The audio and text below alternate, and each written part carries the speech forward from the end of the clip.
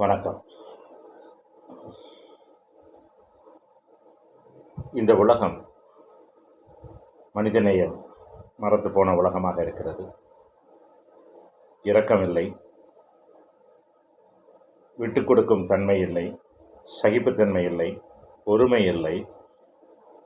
மொத்தத்தில் அன்பு என்னும் சொல்லுக்கு இந்த உலகத்தில் இடமே இல்லை. ஒவ்வொரு மனிதர்களும் தன் கால் போன போக்கிலும் ஏதோ ஒரு சிந்தனையில் ஓடிக்கொண்டிருக்கிறார்கள். தான் மட்டும் இந்த உலகத்தில் வாழ வேண்டும், தன் மனைவி மக்கள் வாழ வேண்டும், குடும்பங்கள் வாழ வேண்டும். அதற்காக எந்த வழியில் சென்றாலும்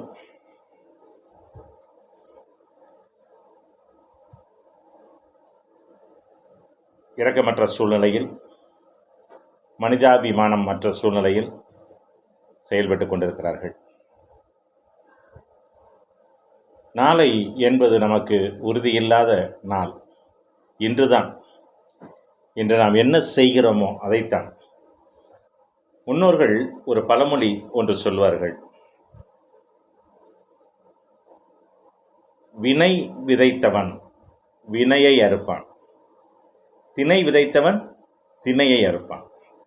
வினை என்பது தீமை, தீங்கு, துர்க்குணம்.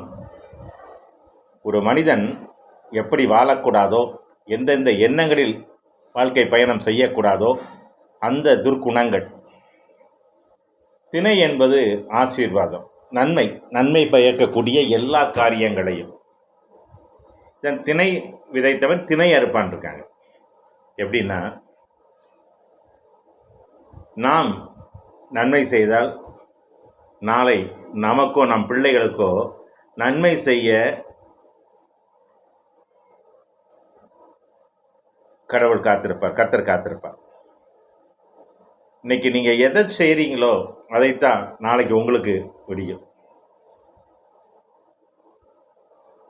இன்னைக்கு பெரியவங்களும் அதான் சொல்லுவாங்க, நான் மற்றவர்களை சபித்தால் நாம் என்ன செய்கிறோம், மற்றவங்க ஆசீர்வாதம் பண்ணால் நமக்கு நாளைக்கு ஆசீர்வாதம் கிடைக்கும், மற்றவங்கள வாழ்த்துனா நமக்கு வாழ்த்துக்கள் கிடைக்கும், மற்றவங்கள திட்டுனா அதே வார்த்தைகள் வேறு யார் நபர் மூலமாக நமக்கு கிடைக்கும்.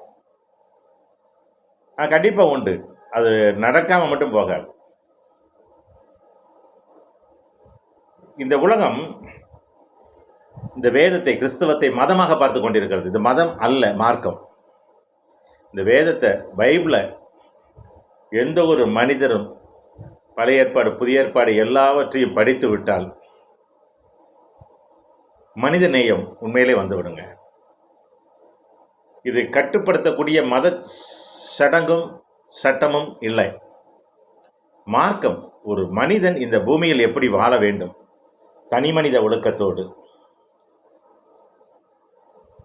ஒரு பண்போடு, கட்டுப்பட்ட ஒரு சமூக கட்டுப்பாடு, கலாச்சார மாறுபாடில்லாத வாழ்க்கை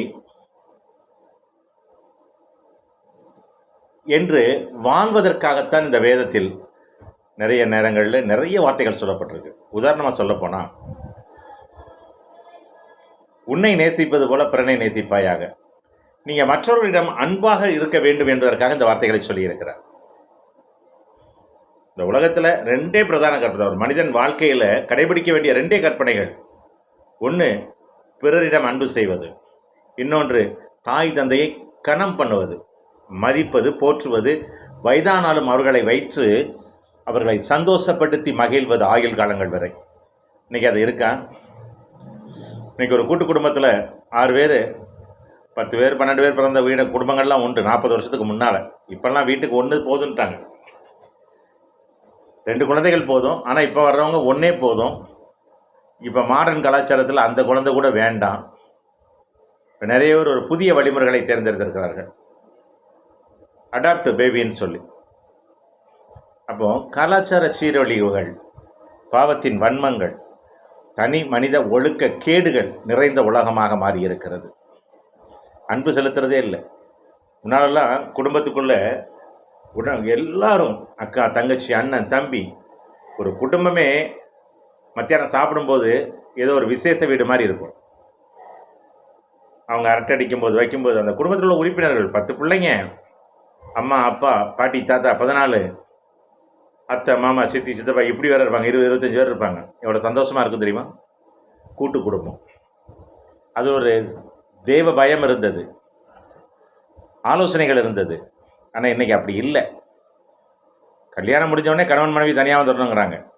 6 மாதம் கழித்து நீ தனியாக போ, நான் தனியாக போகிறேன், விவாகரத்துக்கு வந்துடுறாங்க. முதல்ல தாய் தகப்பனை விட்டு தனியாக போகணுங்கிறாங்க. அதுக்கப்புறம் ஒருவருக்கொருவர் பிரிந்து தனியாக வாழ வேண்டும் என்கிறார்கள். கலாச்சார சீரழிவு. அப்போ தனி மனித ஒழுக்கம் இல்லை. வாழ்க்கையில் எப்படி நாம் ஒரு கலாச்சாரத்தோடு, ஒரு மரியாதை கௌரவத்தோடு வாழ வேண்டும், அந்த எல்லாம் கட்டு குலைந்து சீரழிந்து விட்டது. இந்த உலகம் அப்படி போய்கொண்டிருக்கிறது. சுய ஒழுக்கம் இல்லை. இன்றைக்கி ஒருத்தரை பகைச்சு தான் ஒருத்தர் வாழ்ந்துக்கிட்டு இருக்காங்க.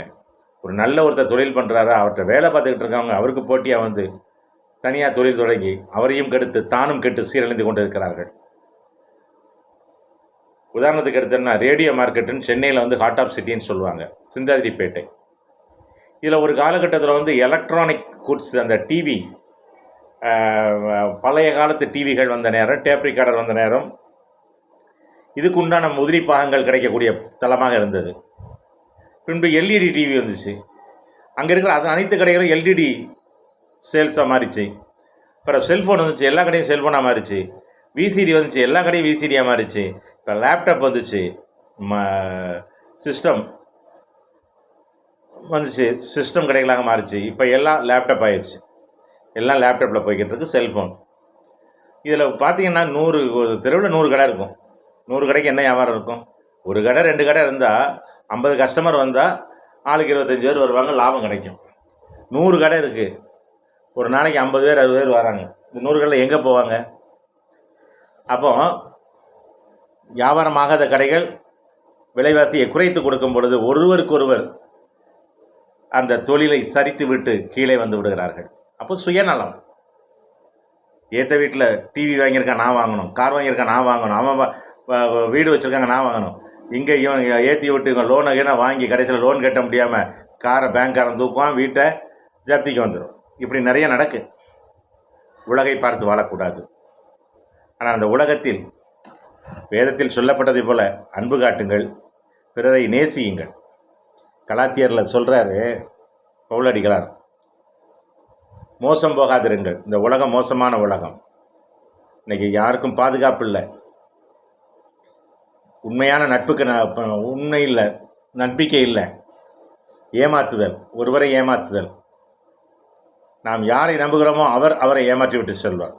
இது உலகம் அப்படி ஆயிட்டு. சுயநலம், எல்லாத்துக்கும் சுயநலம் மிக்க உலகம் ஆயிட்டு.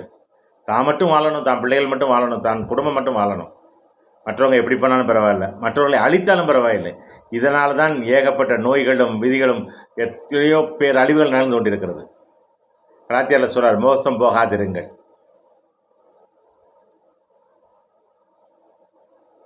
மனிதன் எதை விதைத்தானோ அதை அறுப்பான். அப்போ எதை விதைக்கிறது? வாயில் வார்த்தைகள் வருது. நீங்கள் நல்லா இருப்பீங்க, ஆசீர்வாதம். நீ நாசமாக போவ, சபிக்கிறது.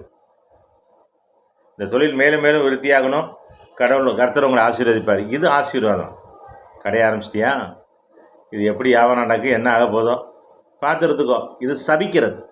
அப்போது இந்த நாவலை தான் நீ நல்லபடியாக வாழ்வாய் என்று சொல்வது உண்டு, நீ சீக்கிரம் செத்து போயிடுவேன்னு சொல்கிறது உண்டு.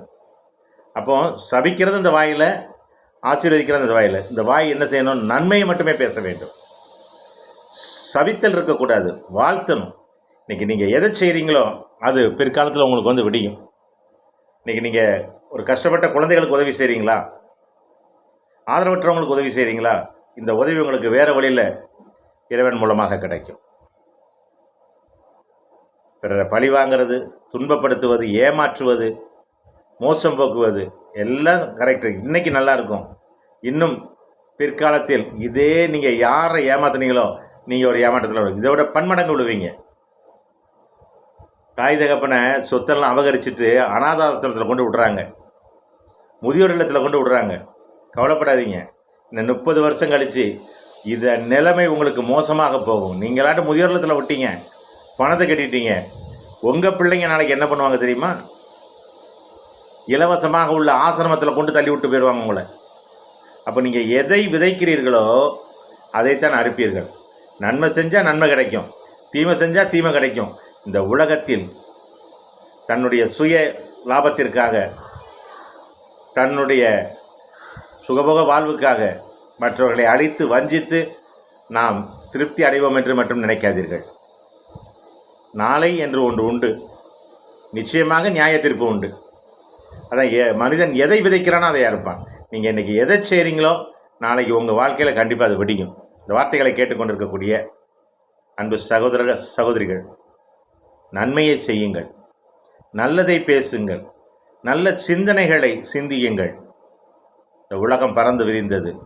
உங்களுக்கென்று கர்த்தர் ஒரு ஆசீர்வாதத்தை வைத்திருக்கிறார், அதை யாராலும் தடுக்க முடியாது. நீங்கள் விதைக்கக்கூடிய விதை நாளை உங்கள் பிள்ளைகளுக்கு ஆசீர்வாதமாக இருக்கட்டும். இன்றைக்கி இதை கேட்டுக்கொண்டிருக்கக்கூடிய சகோதர சகோதரிகள், நீங்கள் எதை செய்கிறீங்களோ அந்த நன்மை தீமை எல்லாம் உங்கள் பிள்ளைகளுக்கு தான், சந்ததிகளுக்கு தான் நாளை கிடைக்கும். ஆகையால் நன்மை செய்வோம், நற்குணத்தோடு மற்றவர்களிடம் அன்பு செலுத்துவோம், இரக்கம் காட்டுவோம், விட்டு கொடுப்போம். இது நாளை உங்கள் பிள்ளைகளுக்கும் வம்சங்களுக்கும் வாரிசுகளுக்கும் ஆசீர்வாதமாக இருக்கட்டும். நன்றி. உங்கள் அனைவரையும் இந்த நாளில் வாழ்த்துகிறேன். நன்றி.